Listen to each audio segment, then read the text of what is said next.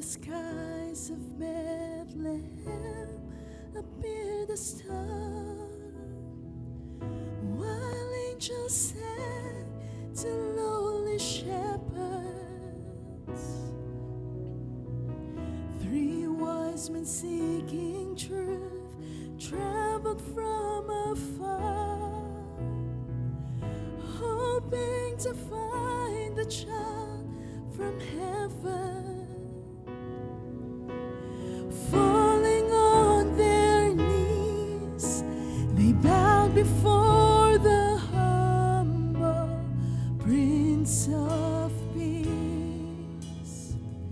I bring an offering of worship to my King.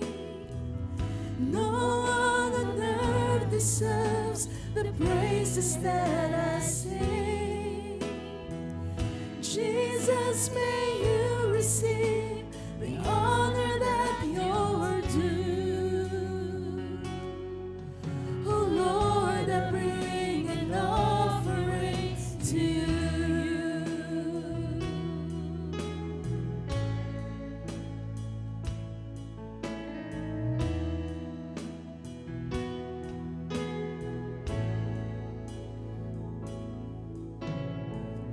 The sun cannot compare to the glory of your love.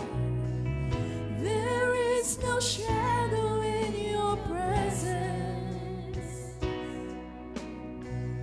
No mortal man would dare to stand before your throne, before the Holy One of heaven.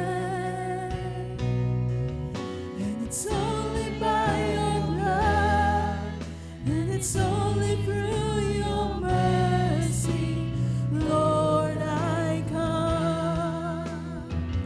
I bring an offering of worship to my King. No one on earth deserves the praises that I sing. Jesus, may you receive the honor that you're due. Oh Lord, I bring an offering to you.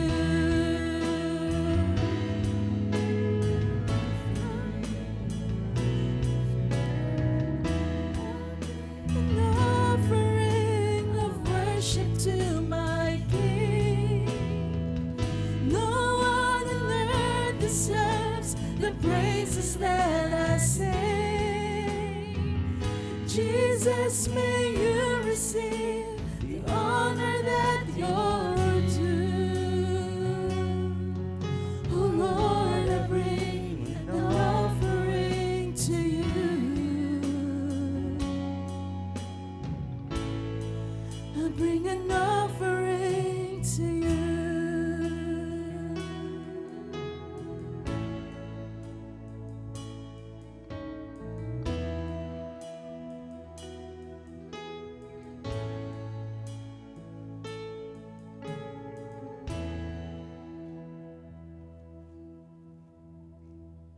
Let's pray po. Ama namin banal at dakila, kami po'y lubos na nagpupuri at lubos na nagpapasalamat sa mga biyaya na aming tinatanggap sa araw-araw. Lalo higit po sa biyayang buhay na meron po kami. Ama, bago po ang lahat, nagpapasiyasat po kami. Patawarin niyo po kami sa aming mga sala at linisin niyo po kami sa aming mga karumihan. At ganoon din po, bigyan niyo po kami ng kababaan loob na patawarin din po namin ang mga nagkakasal sa amin. Ama, nandito po ang inyong mga anak bilang dakilahin ka, purihin ka sa ginagawa niyo po sa aming mga buhay. Ang dalangin po namin sa aming mga gawin sa banal na umagang ito ay may taas namin po ang inyong banal na pangalan. Ito po ang panalangin sa pangalan ni Jesus. Amen. Mag-ukol ng pasalamat at si Yahweh ay tawagan. Sa lahat ng gawa niya, sa lahat ay ipaalam. Umawit ng pagpupuri at siya ay parangalan. Ang kahanga-hangang gaway ibalita kahit saan. Dapat tayong magagalak pagkat tayo'y kanyang bayan. Ang lahat ng sumasambay, lubusin ng kagalakan. Dumulog tayo kay Yahweh nang ang tulong niya'y kamtan. Dapat siyang parangalan at sambahin araw-araw. Nanyayahan ko po ang bawat isa na tumayo at tayo po ay umawit sa ating Panginoon. Ang Diyos ay kahanga-hanga, siya ay dakila at karapat-dapat na papurihan. Ang sabi po sa awitin natin, Diyos na walang kapares at banal, ikay noon at magpakailanman.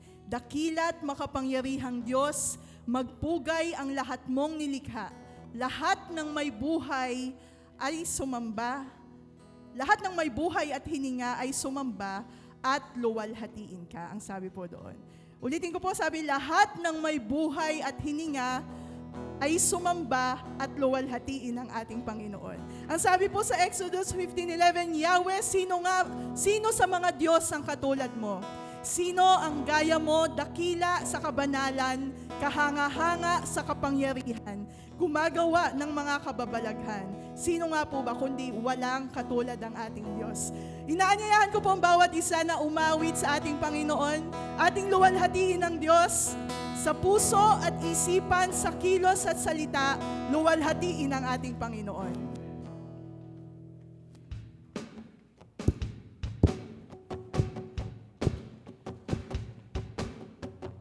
Purihin po natin ang Diyos.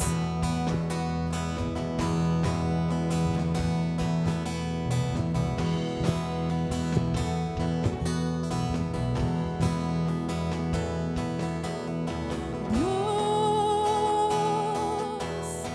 na walang kapares at banal,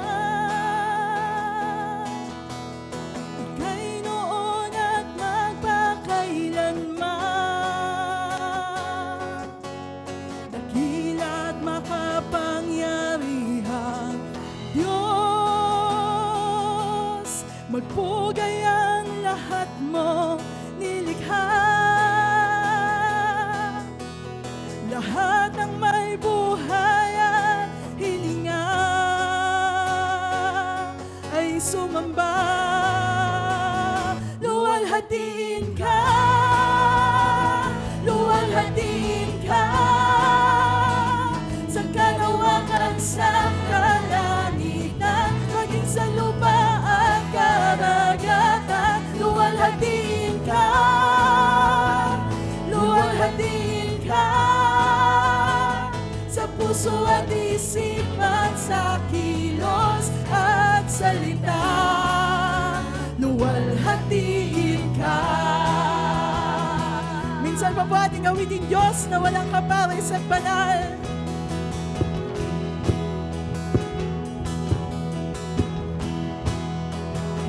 O aming Diyos na walang kapares at banal,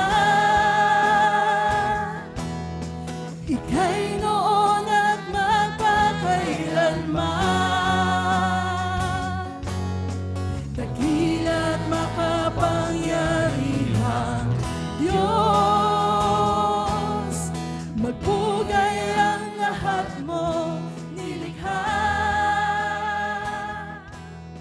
Lahat ng may buhay at hilinga ay sumamba. Luwalhatiin ka, luwalhatiin ka, luwalhatiin ka, sa kalawakan sa kalangitan, maging sa lupa at karagatan. Luwalhatiin ka,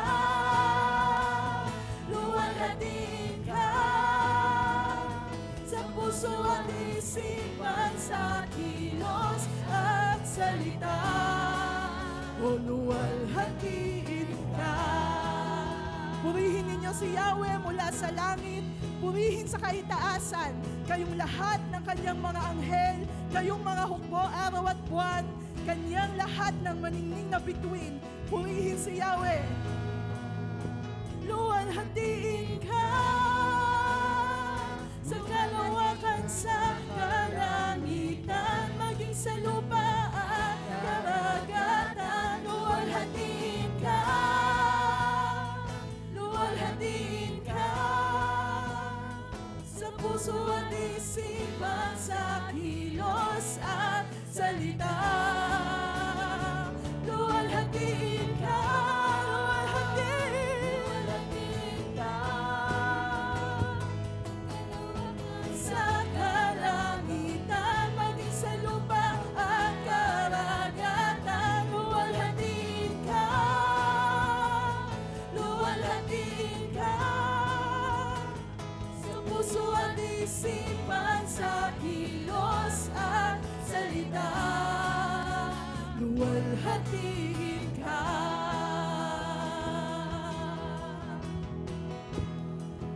Panginoon, Ikaw ay luwalhatiin, Ikaw ay sambahin, Ikaw ay purihin naming Diyos.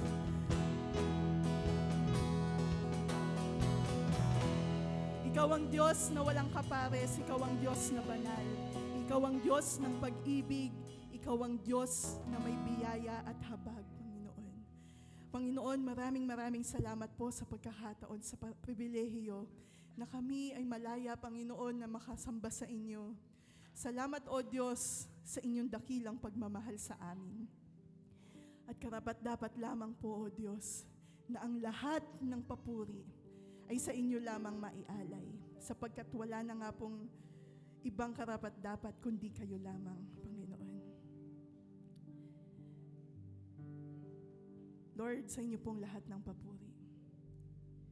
Aming Panginoong Jesus, aming Diyos, sa iyo lamang. Tunay na kanyang pinasan ang ating mga kasakitan, at sa pamamagitan ng kanyang mga sugat ay gumaling tayo. Purihin po ang Panginoon sa kanyang dakilang pag-ibig, at ating pong ialay sa kanya ang lahat ng papuri. Ibuka po natin ang ating mga bibig at umawit ng pagsamba sa ating Diyos.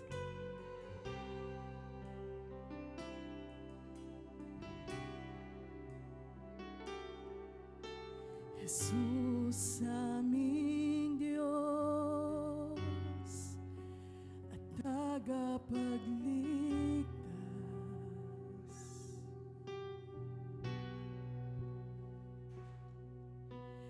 ako'y namamangha sa iyong kabutihan.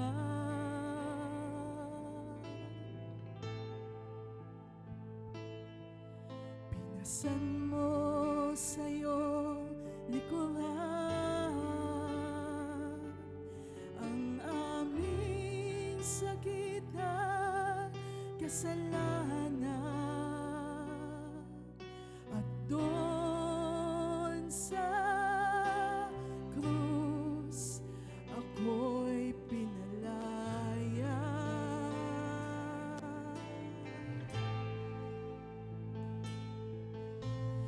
Lahat ay luluhod, lahat magpupuri sa pangalan ni Jesus.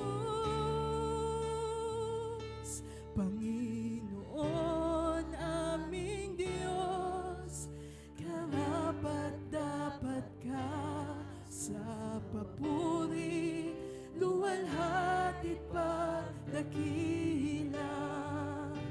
Ikaw ay tapat, banal, makapangyarihan. O sa'yo ang lahat ng papuri.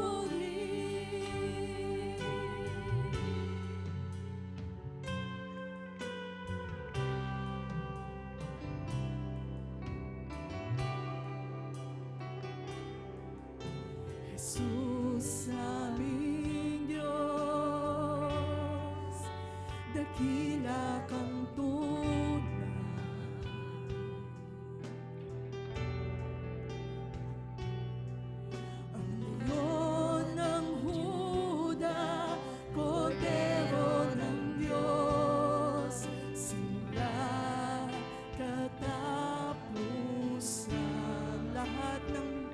luluhod ay luluhod. Luluhod, lahat magpupuri sa pangalan ni Jesus. Panginoon naming Diyos, karapat-dapat ka papuri, luwalhati pagdakila. Ikaw ay tapat, banal, makapangyarihan. O sa'yo ang lahat ng papuri. Panginoon naming Diyos, aming Diyos, karapat-dapat ka sa papuri, luwalhati pagdakila. Ikaw ay tapat, banal, makapangyarihan. O sa'yo ang lahat ng papuri.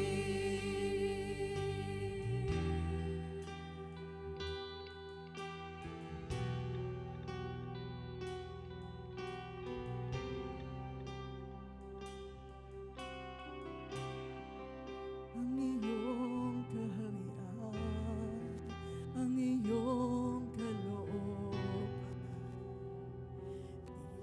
dito sa lupa tulad ng sa langit. Ikaw ang Diyos ng mga Diyos, Hari ng mga hari. Walang papantay sa iyo. Ang iyong kaharian, ang iyong kalooban, dito sa lupa tulad na sa langit. Ikaw ang Diyos ng mga Diyos, Hari ng mga hari. Walang papantay sa iyo. Ang iyong kaharian, ang iyong kalooban, dito sa lupa tulad ng sa langit. Ikaw ang Diyos ng mga Diyos, Hari ng mga hari. Walang papantay sa iyo. Panginoon naming Diyos, aming Diyos, karapat-dapat ka sa papuri, luwalhati pagdakila. Ikaw ay tapat, banal, makapangyarihan. O sa'yo ang lahat ng papuri. Panginoon naming Diyos, karapat-dapat ka sa papuri, luwalhati pagdakila. Ikaw ay tapat, banal, makapangyarihan. O sa'yo ang lahat ng papuri. O sa'yo ang lahat ng papuri. Tanging sa'yo ang lahat ng papuri.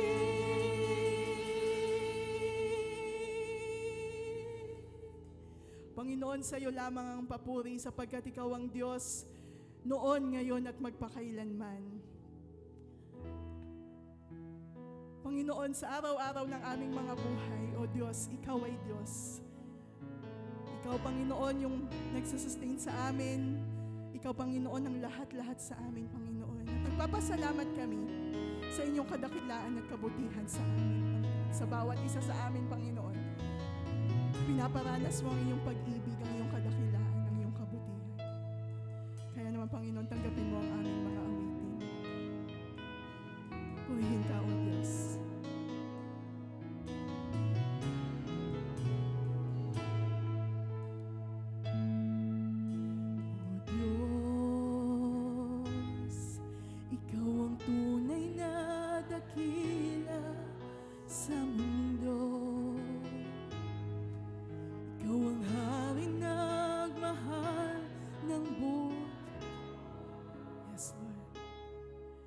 Ginawa mong lahat, pag-ibig mo ay tapat at wagas, O Diyos. O Diyos, wala nang papantay sa kabutihan mo. Ang ngalan mo'y itataas sa buhay ko. Sundin ang loob mo, iparinig ang nais mo. Sa lahat ng panahon, Diyos ka sa amin. Sa lahat ng oras, nariyan para sa amin. Panginoong Jesus, purihin ka. Dakilain ka sa buhay ko, aming Ama. Minsan pa po awitin natin, O Diyos, Ikaw ang tunay na dakila sa mundo. O Diyos, Ikaw ang tunay na dakila sa mundo. Ikaw ang hari ng mahal ng pulat ko. Sundin ang loob mo, iparinig ang nais mo. Sa lahat ng panahon, Diyos ka sa amin. Sa lahat ng oras, nariyan para sa amin. Panginoong Jesus, purihin ka. Dakilain ka sa buhay ko, di nagbabago. Di nagbabago, Diyos ka sa amin. Tanging sandigan, nariyan para sa amin. Panginoong Jesus, maghari ka. Magliwanag ka sa buhay ko, aming Ama.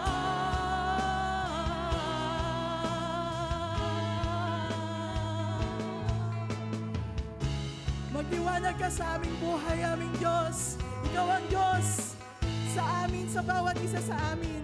Patuloy ka naming aawitan, Panginoon, sapagkat kayo lamang ang karapat-dapat na tumanggap ng lahat ng ito. Muli po awitin natin sa lahat ng panahon. Sa lahat ng panahon, Diyos ka sa amin. Sa lahat ng oras, nariyan para sa amin.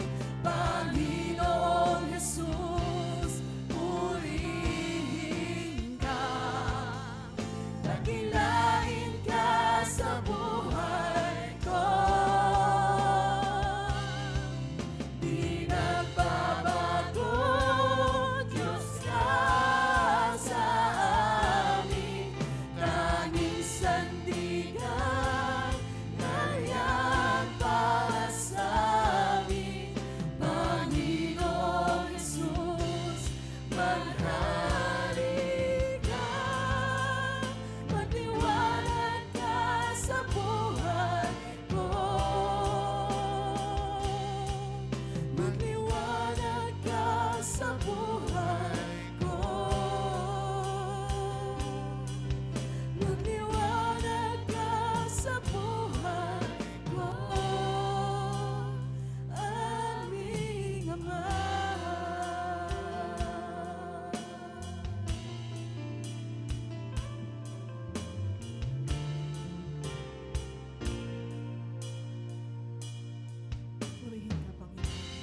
lahat ng papuri, ang kadakilaan at pagsamba.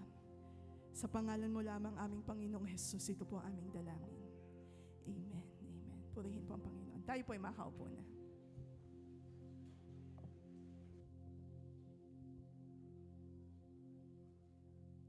Tinatawagan ko po ang mga kids na pumunta dito sa harapan para pag-pray namin kayo.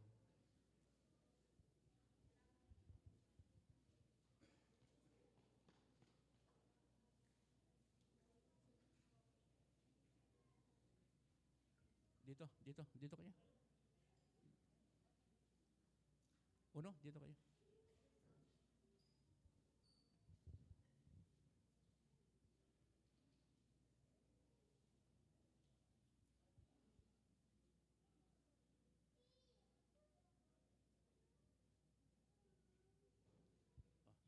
Pag-pray po natin sila. Ama namin, banal at dakila, salamat po sa mga buhay ng mga batang ito na sa aming harapan. Salamat din po sa buhay ng mga parents at guardian ng mga batang ito. Ang dalangin po namin ay sa mura nilang edad ay makilala kayo ng lubusan, mga aral sa inyong patutuo na dapat siyang sambahin at dakilain. Ganun din po, linalapit namin po ang mga teachers na magtuturo sa Sunday School. Gamitin niyo po siya mightily. Bigyan niyo po ng kagalakan at tiyaga sa pagtuturo sa mga batang ito. Muli po, sa inyo po ang kalwalhatian at karangalan. Sa pangalan ni Jesus. Amen. Amen.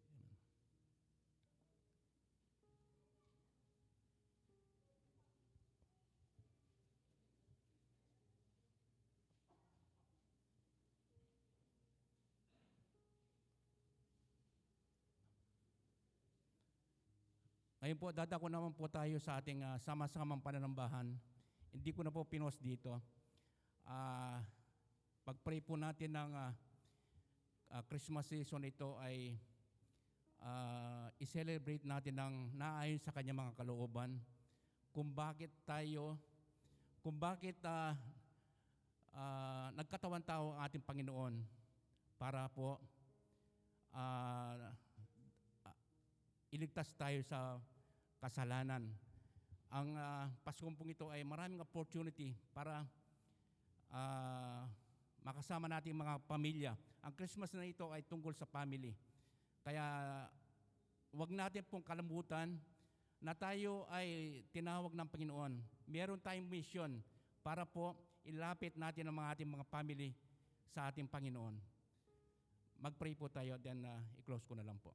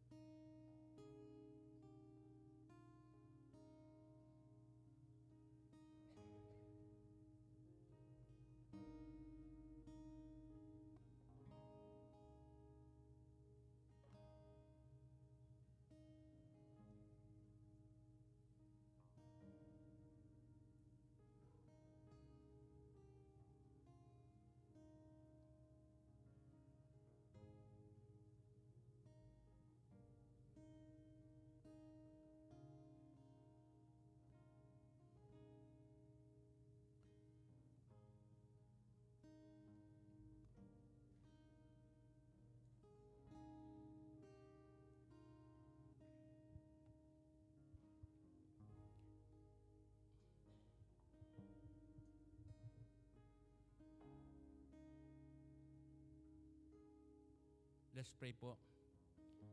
Father God in heaven, salamat po sa pagkakataon na ito na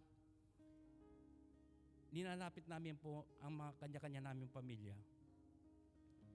At wag namin kalimutan na kung paano nyo kami tinawag, nanalig at nanampalataya sa inyo, ay ilapit din po namin ang magandang balita ng kaligtasan sa aming pamilya. Father God, meron po kami makanya-kanyang sitwasyon sa buhay. Hindi po kaalas sa inyo. Dahil itong pagkakataon na ito na ma-celebrate namin ng Christmas ng biblical na mensahe nyo kung bakit kayo nagkatawang tao dito sa mundo. Ang invite namin po sila sa inyong puso, natanggapin nila na bilang personal nilang tagapagligtas. Muli po, sa inyo ang kalulatian, karangalan, at pagsamba. Sa pangalan ni Jesus. Amen.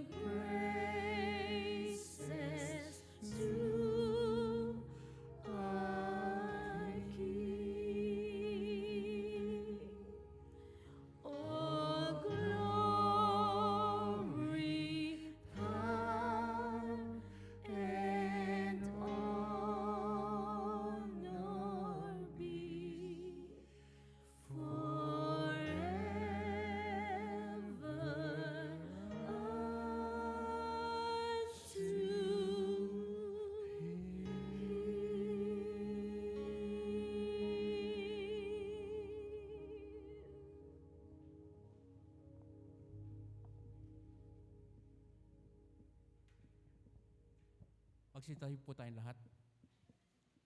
Sama-sama po natin basahin ang kanyang mga banal na salita sa Luke chapter 7, verses 36 to 50.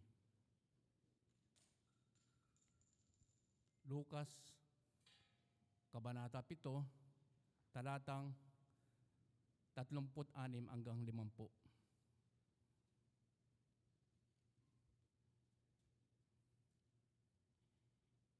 Inanyayahan si Jesus ng isa sa mga pariseo upang makasalo niya.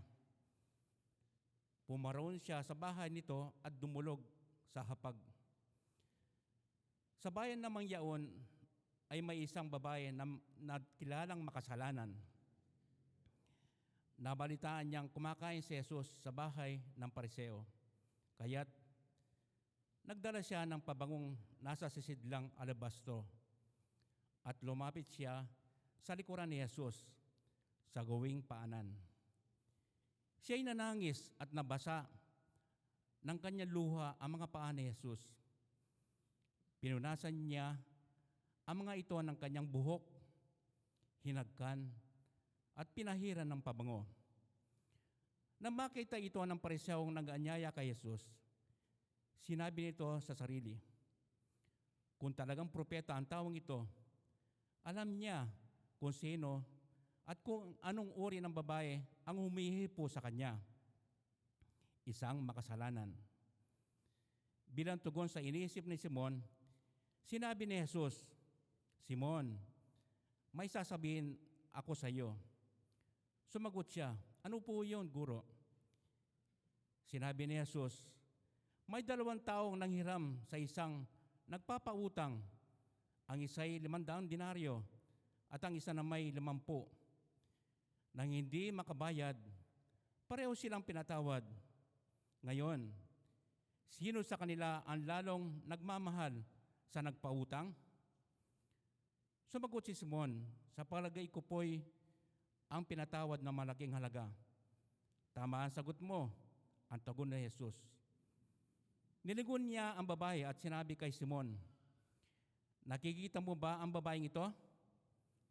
Pumasok ako sa iyong bahay at hindi mo man lamang ako binigyan ng tubig para sa aking mga paa. Ngunit binasa niya ng luha ang aking mga paa at pinunasan ng kanyang buhok. Hindi mo ako hinagkan, ngunit siya, mula nang pumasok ay hindi tumitigil ng paghalik sa aking mga paa. Hindi mo pinahiran ng langis ang aking ulo, subalit pinahiran niya ng pabango ang aking mga paa. Kaya't sinasabi ko sa iyo, ang malaking pagmamahal na ipinamalas niya ng pagpapatunay na pinatawad na ang marami niyang kasalanan. Ngunit ang pinatawad ng kaunti ay kaunti lang ang pagmamahal na pinamamalas. Saka sinabi sa babae, ipinapatawad na ang iyong mga kasalanan. At ang kanyang mga kasalo sa pagkain ay nagsimulang magtanong sa sarili, sino ba itong pati pagpapatawad ng kasalanan ay pinangangahasan? Ngunit sinabi ni Jesus sa babae, iniligtas ka ng iyong pananalig.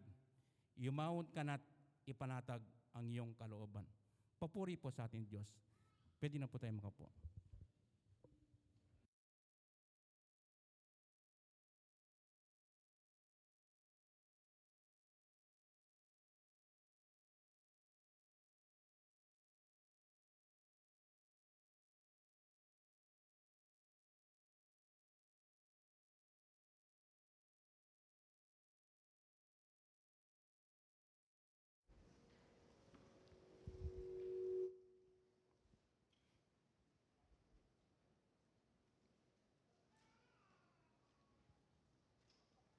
Magandang umaga po sa ating lahat. December 14 na. No? 10 araw na lamang, Pasko na naman. Napakabilis ng paglipas ng panahon sabi nga sa isang awitin, Pasko na naman o kay tuloy ng araw, Paskong nagdaan, tila ba kung kailan lang. Kaya abala na naman tayo, no? Abala na naman ang lahat sa paghahanda para sa pagdiwang ng araw ng Pasko. Pamimili ng mga ginaldo, pagkain, mga kagamitan, paghahanda ng pagkain para sa salo-salo. Ang iba sa atin ay nagpapapalit na ng mga malulutong na mga pera para sa mga inaanak at sa mga inaasahan nating mamamasko. Di ba kamakailan lamang ay naging mainit na usapin ang 500 pesos na Noche Buena sa Facebook. Napapansin natin na pag tuwing sasapit ang ganitong panahon, mayroon talagang kakaibang damdamin sa mga puso ng mga tao tuwing sumasapit ang Pasko. Para bang mayroong bagong pag-asang dumarating tuwing Pasko. Subalit, nakakalungkot isipin ng maraming tao ang hindi pa rin nauunawaan ang tunay na pag-asa na hatid ng Pasko. Oo, lahat halos ay nagdiriwang ng Pasko ay alam na ipinagdiriwang natin ang araw na ito dahil ito ang araw ng kapanganakan ni Jesus. Subalit,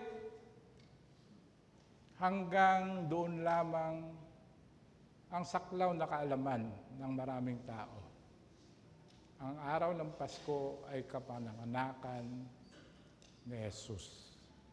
Marami pa rin ang hindi alam ang tunay na dahilan kung bakit ang pagsilang kay Jesus ay nagdulot ng pag-asa sa sangkatauhan. Ngunit tayong mga nakarinig ng magandang balita, naunawaan at tinanggap ito sa patnubay ng banal na Espiritu. At nang tayo ay sumampalataya kay Jesus, nakamtan natin ang pag-asa na hatid ng Pasko. Kaya ang puso natin ay nag-uumapaw sa kagalakan at pasasalamat tuwing dumarating ang Pasko. Dahil ang Pasko ay nagpapaalala sa atin na minsan sa kasaysayan, mahigit na 2 taong nakaraan na, tinupad ng Diyos ang kanyang pangako na ililigtas niya tayo. Itong magandang balitang ito ay unang ipinahayag ng Diyos sa mga pastol sa pamamagitan ng isang anghel. Ang sabi sa mga pastol ng anghel na mababasa natin sa Lucas, Kabanata 2, talata 11, Today in the town of David, a Savior has been born to you. He is the Messiah, the Lord.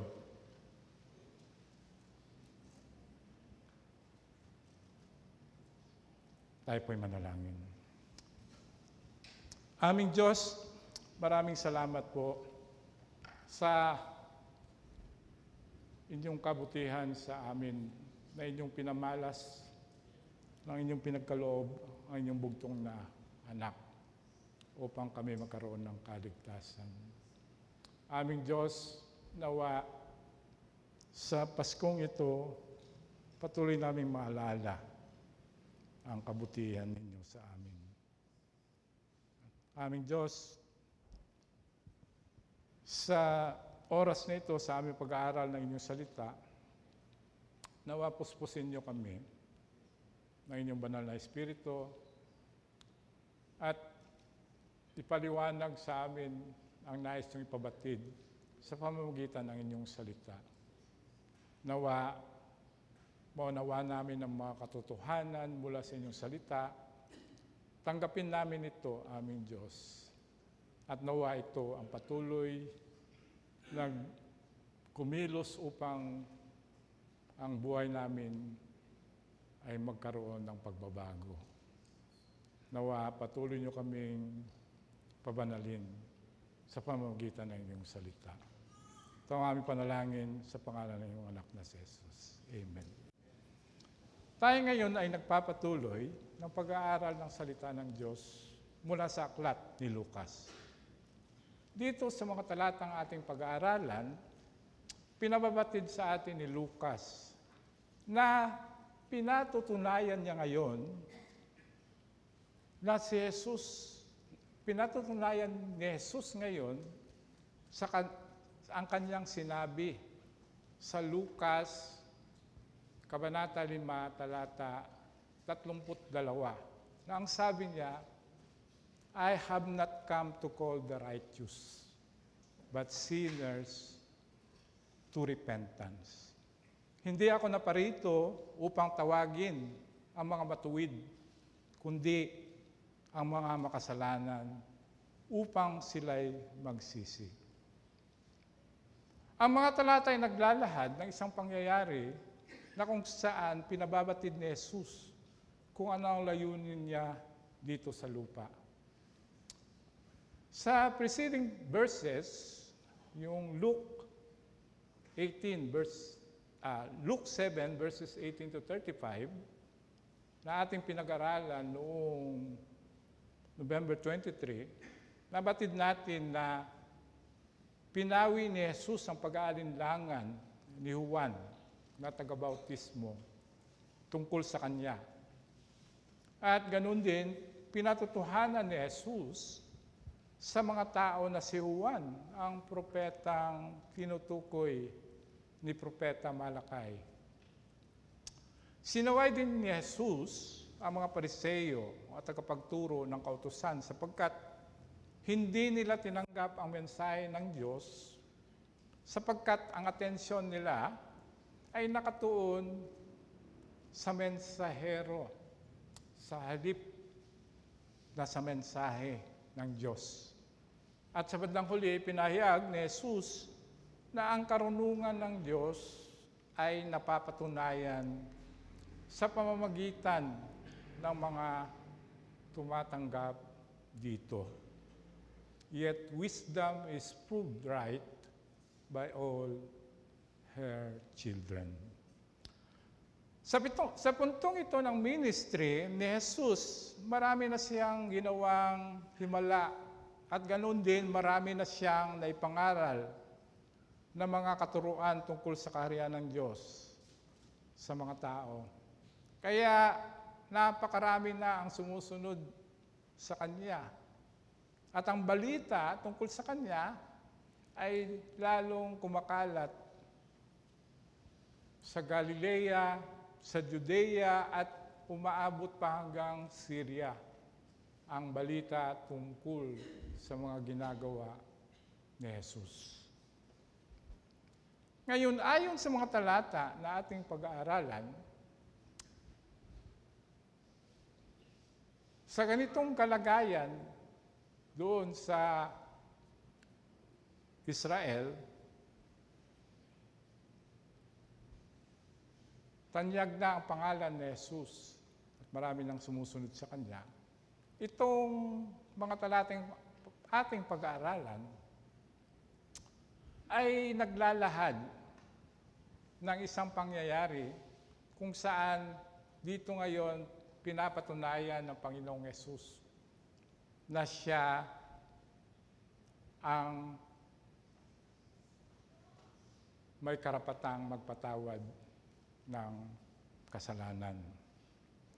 At ang mga lumalapit sa Kanya ay may tiyak na mayroong kapatawaran ng kasalanan. Ayon sa mga talata, isang Pariseo ang nag-anyaya kay Jesus na magapunan sa kanyang tahanan. Ang pangalan ng Pariseo ay si Simon. Hindi siya si Simon na the leper, no, na binanggit sa Matthew 26 verse 6 to 13 sa halos magkaparehong pangyayari, no, sa ating pinag-aaralang passage. Ibang pangyayari ang inilalahad sa Matthew 26 6 to 13, no? Bagamat may pagkahawig ang pangyayari dito dahil ang dalawang kwento ay tungkol sa babaeng nagbuhos o nag-anoint ng pabango kay Jesus. Ang magkaparehong kwento ay ang nasa Matthew 26:6-13 at Mark 14:3-9. At meron ding kwento na nasa John 12:1-8 na halos similar sa passage na ating pag-aaralan. Ngunit dito naman, ang mga karakter dito ay sina Jesus, Lazarus, na kaibigan ni Jesus na kanyang binuhay, at ang kanyang mga kapatid na sina Martha at Mary. Ngayon sa ating pagpapatuloy, ayon sa mga talata, pinaunlakan ni Jesus ang paanyaya sa kanya ni Simon. Inibitahan siya ni Simon, Jesus, maghapunan ka sa bahay. Kaya pinaunlakan ni Jesus ang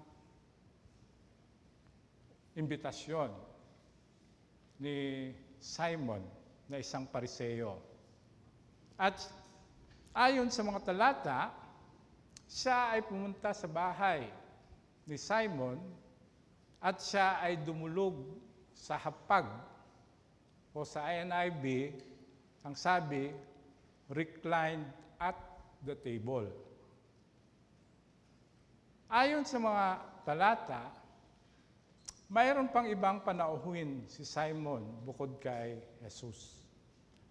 Marahil nung panahon na iyon, ang ginagamit nilang mesa ng mga Hudyo ay ang tinatawag na triclinium. Ito ay parang conference table, no? Para itong conference table na kung titingnan natin sa taas, ito ay isang U-shape na table, inverted U-shape, no? Kung nakakita kayo na parang conference table, U siya, ganon, no? Pagkatapos, sa labas ng gilid, may mga couch o parang mahabang mga upuan.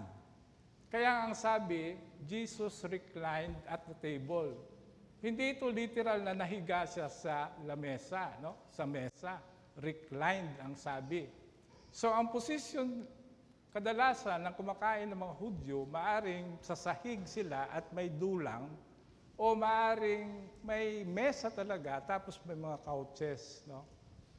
Tapos ang posisyon, gano'n, no? Parang nakaluhod, gano'n, tapos kakain, yan. Tapos pwedeng mahiga, kakain na gano'n, no? Ang ganda ng pagkain nila, pwedeng gano'n, no? Kaya nga ang sabi, no, nung sa isang insidente, na humilig si John the Beloved, kay Jesus, sa dibdib ni Jesus, kasi gano'n sila, no? Kumakain, no? Kaya, ayon sa mga talata, habang naroon na si Jesus sa loob at nagsisimula ng kumain, merong isang babae na dumating. Ang sabi sa talata, ang babae nito ay namuhay sa kasalanan. Hindi tinukoy kung ano yung kasalanan ng babae. At hindi na natin aalamin, no, kung ano ang kasalanan dahil hindi naman yun significant sa passage na ito. No?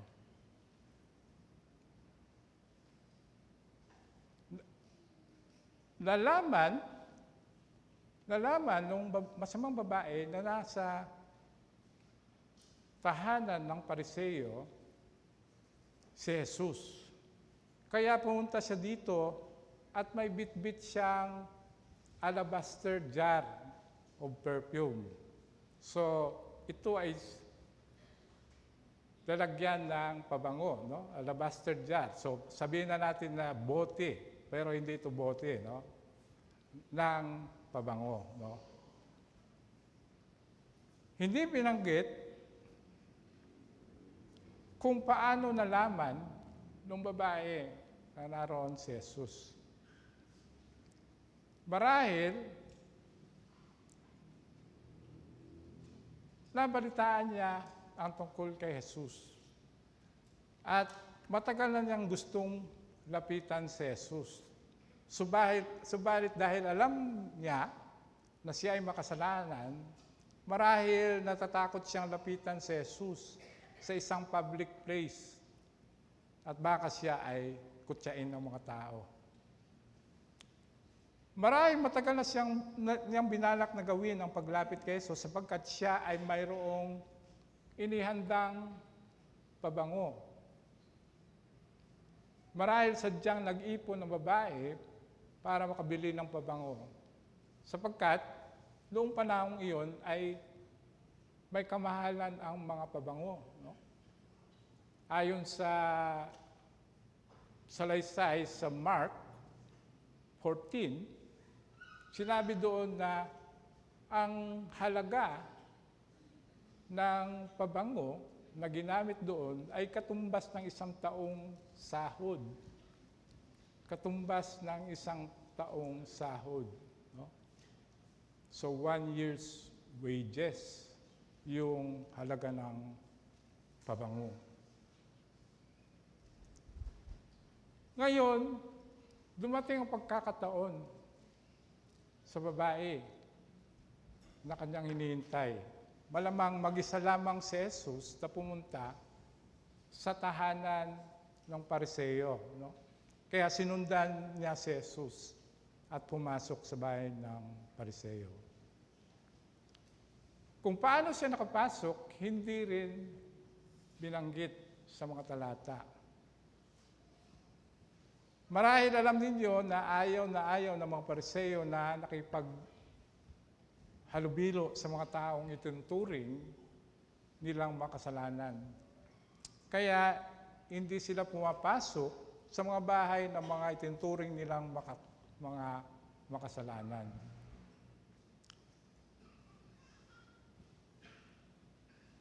Marahil walang nagbabantay sa pintuan nung Pariseo, kaya nakapasok yung babae. Pagkapasok ng babae sa bahay, agad siyang lumapit sa likuran ni Jesus. Lumapit siya sa likuran ni Jesus habang si Jesus ay nasa hapag. At marahil kumakain na sila. No? Kaya lumapit sa likuran. No? Ang sabi sa likuran. No? At tumayo sa may paanan ni Jesus. Kaya, ang posisyon talaga nakaganon. Kasi kung sa paanan, sabi, at nakaupo sila, hindi pwede. No? Papasok ang babae dito para nandun sa paanan. Kaya nakaganon. No? Ganon si Jesus, ganon yung paa niya, nandun yung babae sa likod. Nang tumayo ang babae sa likod, agad siyang umiyak. Umiyak siya at ang luha niya ay pumatak at nabasa ang paa ni Jesus. Umiiyak siya, nakaganon si Jesus, pumatak sa paa ni Jesus. Hindi binanggit diyan kung naramdaman ni Jesus ang pagpatak ng luha. Pagkatapos, nung nabasa ang paa ni Jesus, agad na marahil na yumuko ang babae, umupo, at kanyang pinunasan ng kanyang buhok. So, naka-recline si Jesus, nakaganon yung paa niya, umupo yung babae marahil, at pinunasan yung kanyang paa, ng kanyang buhok. No? At pagkatapos, binuhusan niya ng pabango ang paa ni Jesus. Ngayon, habang ginagawa ng babae kay Jesus yung pagpunas ng kanyang buhok sa paa at pagbuhos ng pabango, nakita ito ni Simon. Nakita ni Simon ang ginagawa ng babae kay Jesus. At sinabi ni Simon sa kanyang sarili, kung ang lalaking ito na ang tinutukoy ay si Jesus, ay isang propeta, malalaman niya kung sino ang umihipo sa kanya at kung anong uri siyang babae na siya ay makasalanan. Inakala ni Simon na hindi nababatid ni Jesus ang kanyang masamang iniisip. Ngunit alam ni Jesus ang iniisip ng Pariseo. Kaya biglang pasaway, bilang pagsaway, sa paghahamak ni Simon sa kanya, sinabi niya dito, no? Na mababasa natin sa verses 40 to 41, sinabi ni Jesus, may 2 taong may utang sa isang nagpapahiram ng pera. Ito ay isang talinhaga. No? 500 salaping pilak ang inutang ng isa at 500 salaping pilak naman ang sa ikalawa. Nang hindi sila makabayad, kapwa sila pinatawad. Ngayon, sino kaya sa kanila ang higit na nagmamahal sa pinagkakautangan?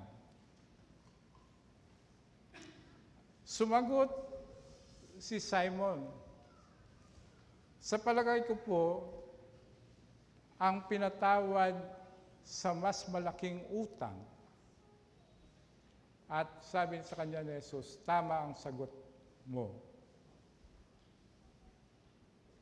Pagkatapos, humarap si Jesus sa babae, habang kinakausap pa rin niya si Simon. No? Humarap siya sa babae, at sinabi niya kay Simon, nakikita mo ang babaeng ito? Pumasok ako sa iyong bahay at hindi mo man lamang ako binigyan ng tubig para sa aking mga paa. Ngunit hinugasan niya ng luha ang aking mga paa at pinunasan ang mga ito ng sarili niyang buhok. Hindi mo ako hinalikan, ngunit siya, mula nang pumasok, ay hindi tumigil sa kahalik sa aking mga paa. Hindi mo nilagyan ng langis ang aking ulo, subalit binuhusan niya ng pabango ang aking mga paa. Kaya't sinasabi ko sa iyo, malaki ang kanyang pagmamahal sapagkat maraming kasalanan ang pinatawad sa kanya. Ngunit ang pinapatawad ng kaunti ay kaunti rin ang pagmamahal. Ano ang pinababatid ni Jesus dito sa mga sinabi niya? Ang sabi niya kay Simon, pumasok ako sa iyong bahay, hindi mo man lang ako binigyan ng tubig para sa aking mga paa. Hindi mo ako hinalikan. Hindi mo ako nilagyan ng langis sa aking ulo. Ang mga bagay na ito ay karaniwang ginagawa ng isang Hudyo sa kanyang mga panauhin.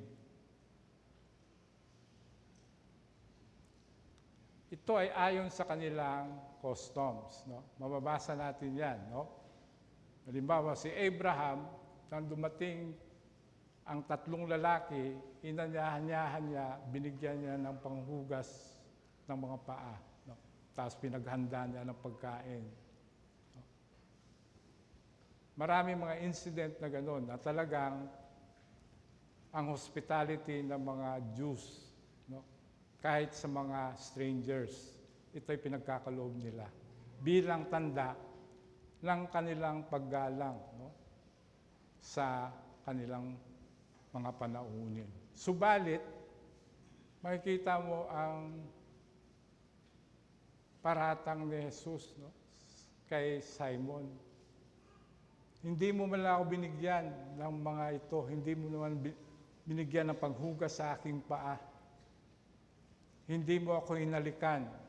Kasi sa kanila normal ang greeting na halik, no? Sa mga kapwa Hudyo. No?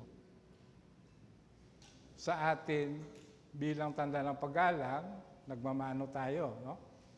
Dito sa Katagalugan. Sa Bisaya, kami kiss talaga, no? Kami sa Bisaya, kami ay pag nagbati, kiss, no? Kundi dito sa noo, kung matanda, sa noo, no? Sabihin namin, bisa po. Hindi, wala kaming po, pero pabisa, ibig sabihin, bless. So, halikan mo sa noo kung matanda sa iyo, no? Pero kung halimbawa, magpinsan, ganon. So, ganon ang mga Hudyo, no? Nagbabatian sila. Kaya, sinabi ni Jesus kay Simon, hindi mo ito ginawa sa akin. Kahit man lang sana, bilang pagkilala sa Kanya na kapwa Hudyo.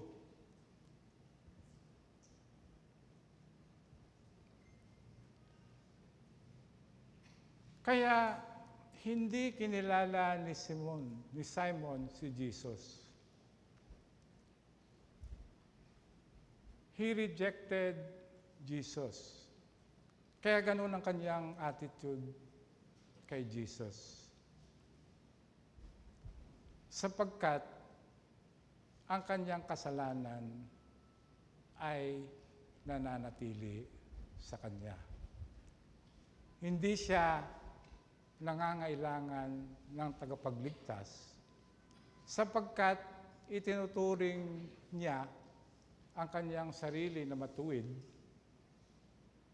Kaya ang verdict ni Jesus kay Simon ay, ngunit ang pinatatawad ng kaunti ay kaunti rin ang sa pagmamahal. Samantala, ang sabi ni Jesus tungkol sa babae, hinugasan niya ang aking mga paa ng kanyang luha.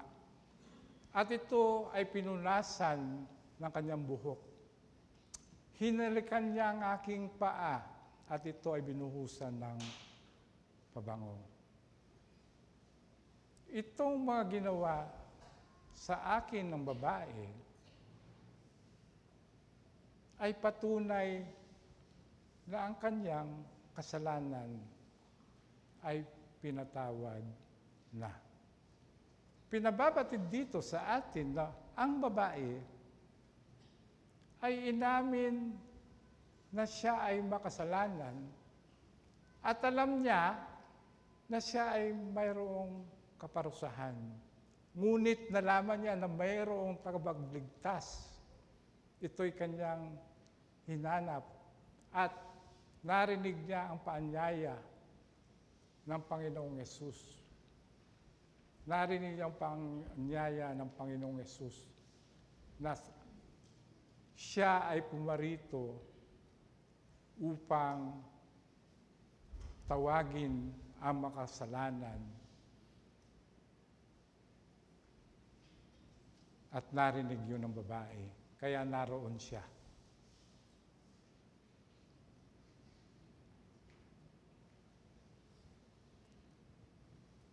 Sinabi niya yun sa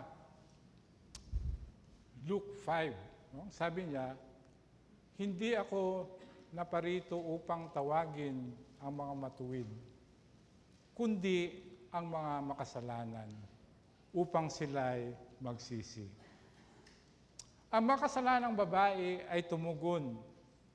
Tumugon siya sa panawagan na yun ni Jesus. Siya ay lumapit kay Jesus at ipinahayag ang kanyang pagsisisi sa kanyang kasalanan.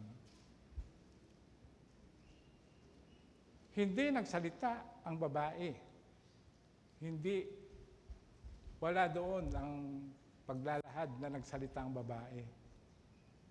Subalit, ayon sa paglalahad, mapagtatanto natin na ipinahayag niya ang kanyang pagsisisi sa kanyang kasalanan. Siya ay nanampalataya na patatawarin siya ni Jesus. At ito ang nagbunsod sa kanya upang mahalin at sambahin niya si Jesus. Dahil sa kanyang pananampalataya kay Jesus, inangkin niya ang kapatawaran sa kanyang mga kasalanan.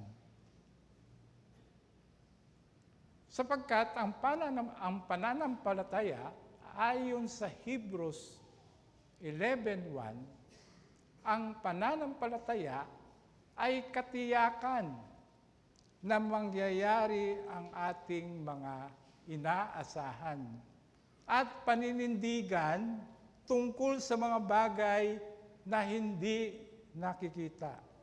Faith is confidence in what we hope for and assurance about things we do not see. Nanampalataya ang babae sa kanyang paglapit kay Jesus at sa kanyang pagsisi sa kasalanan. Nanampalataya siya na ang kanyang kasalanan ay patatawarin ni Jesus. Inangkin niya ang pagpapatawad ni Jesus dahil sa kanyang pananampalataya. Kaya ang sabi ni Jesus tungkol sa babae ay, kaya't sinasabi ko sa iyo, sabi niya kay Simon, kaya't sinasabi ko sa iyo, malaki ang kanyang pagmamahal.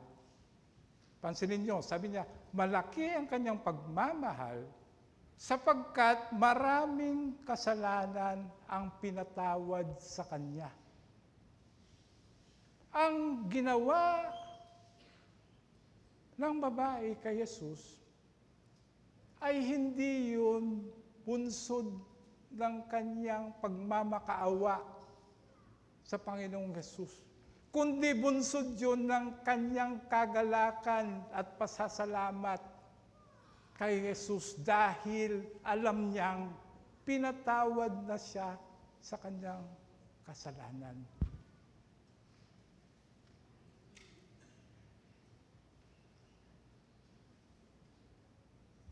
Sa mga sumunod na mga talata, ang sabi ay, at sinabi niya sa babae, pinatatawad na ang iyong mga kasalanan.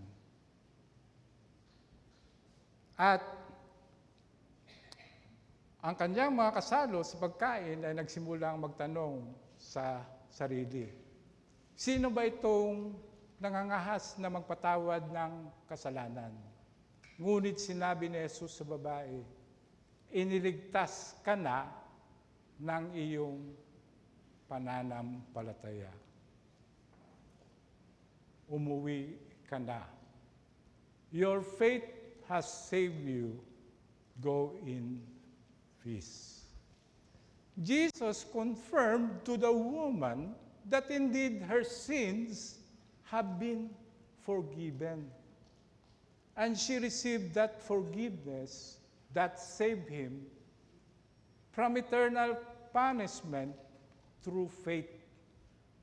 And she can now go in peace, meaning that she is reconciled to God, that she is at peace with God.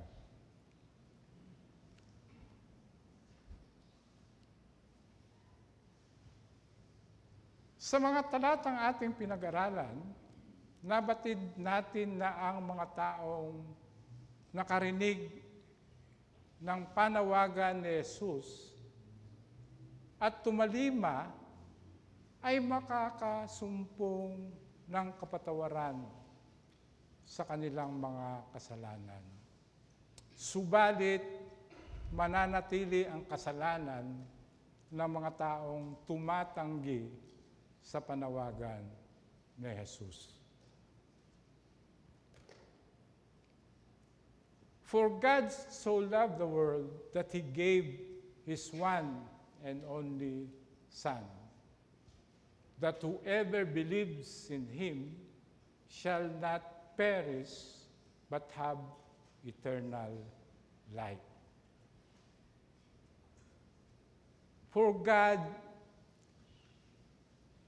did not send His Son to condemn the world, but to save the world through Him.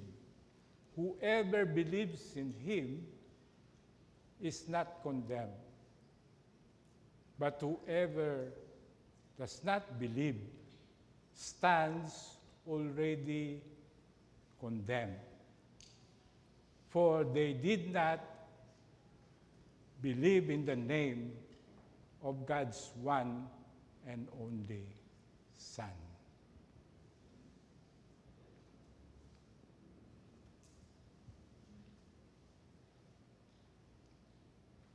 Atin ding nabatid na ang kapatawaran ng kasalanan na nagdudulot ng kaligtasan ay pinagkakaloob sa pamamagitan ng pananampalataya kay Jesus. Ang kapatawaran natin sa kasalanan ay kaloob ng Diyos sa atin dahil sa ating pananampalataya. It is by grace you have been saved, sabi sa Ephesians 3. It is a free gift of God.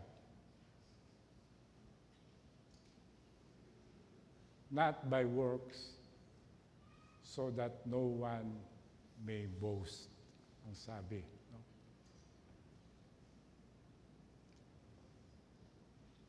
Ganon din naman, ating nabatid na ang mga taong pinatawad sa kanilang mga kasalanan ay napupuspos ng pag-ibig. At nabatid din natin na ang pinatawad sa kanilang mga kasalanan ay may kapayapaan na nagmumula sa Diyos. Kaya sa mga hindi pa tumatalima sa panawagan ni Jesus, ngayon na ang tamang panahon para pakinggan ninyo, unawain at tumugon sa kanyang panawagan upang inyong maranasan ang kanyang pagpapatawad sa inyong mga kasalanan na magdudulot ng kaligtasan at pupuspos sa inyo ng pag-ibig. At magkakaroon kayo ng kapayapaang magmumula kay Jesus. Sa mga nakaranas naman ng kapatawaran sa kanilang mga kasalanan kay Jesus, sana kayo ay maging mga taga-alingaungaw ng panawagan ni Jesus upang marami pang tao ang dumulog sa Kanya. Tayo po'y manalangin. Aming Diyos, maraming salamat po sa inyong pagpapaalala sa amin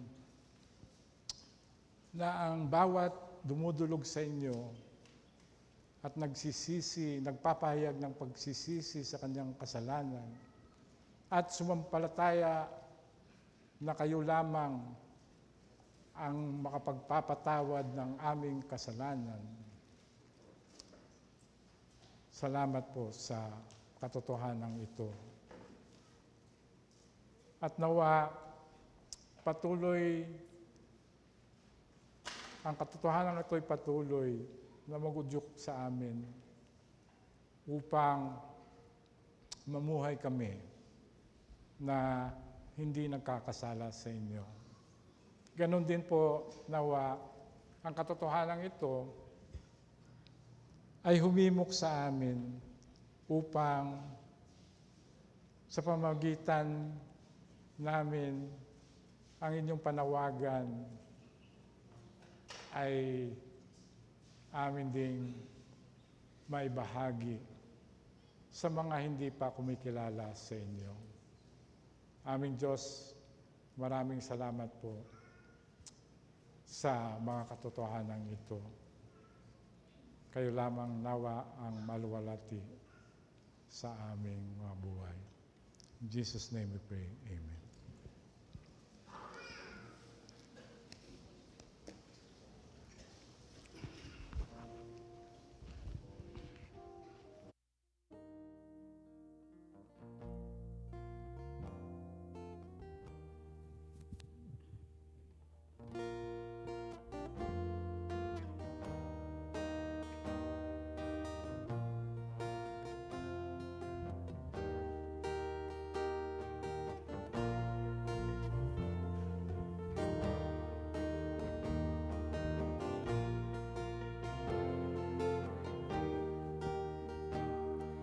Jesus, your mercy is all my plea.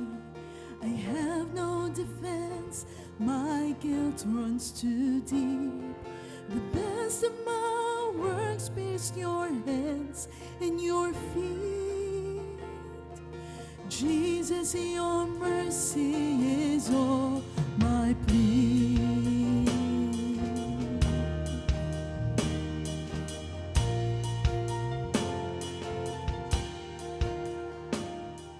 Jesus, your mercy is all my boast. The goodness I claim, the grounds of my hope. Whatever I lack, it's still what I need most. Jesus, your mercy is all my boast. Praise the King who bore my sin, took my place when I stood condemned. Oh, how good you've always been to me. I will sing of your mercy.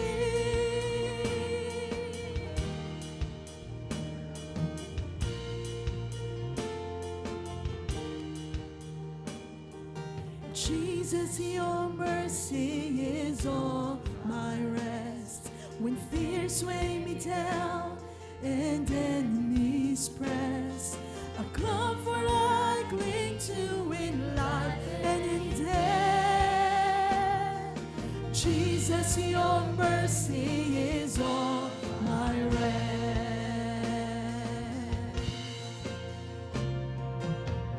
Praise the King who bore my sin, took my place when I stood condemned.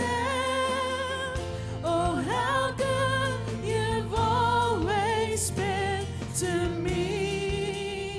I will sing of your mercy.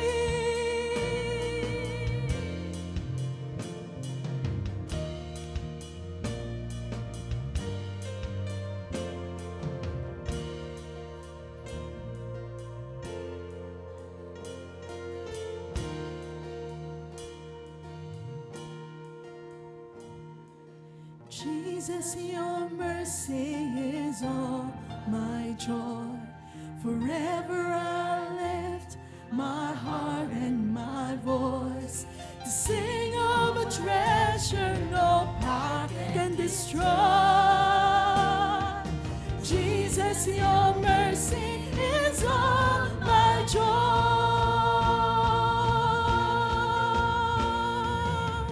Praise the King who bore my sin, took my place when I stood condemned.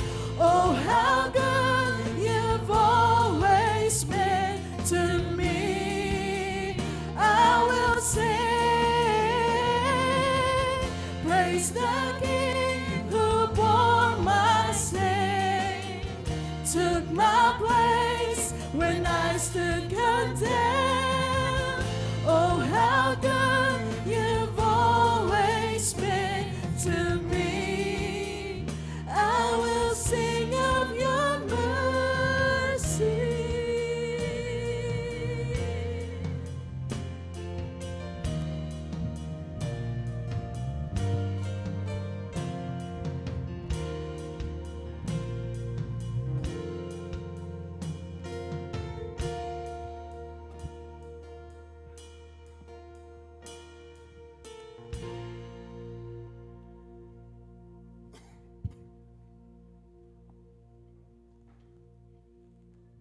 Patuloy po tayo sa ating banal